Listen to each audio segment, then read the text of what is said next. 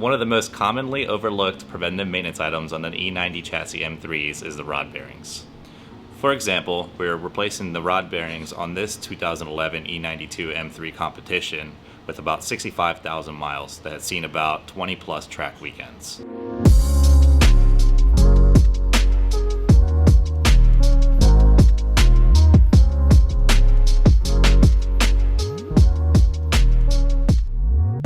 For example, these are the top and bottom bearings from the number 8 cylinder on this vehicle. You can see even at this low mileage that there is already a little bit of wear. For this comparison, you can see the difference between the bearing wear on the left-hand side bearing and the right-hand side bearing. The one on the right is a brand new bearing from BE Bearings.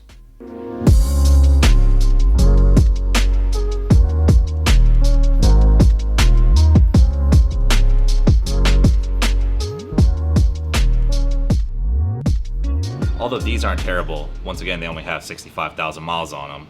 Cars that are seeing 80, 100,000 miles have seen failures. Sorry.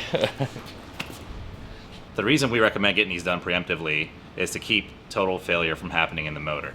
As you can see, these only have 65,000 miles, and they're already starting to show some wear.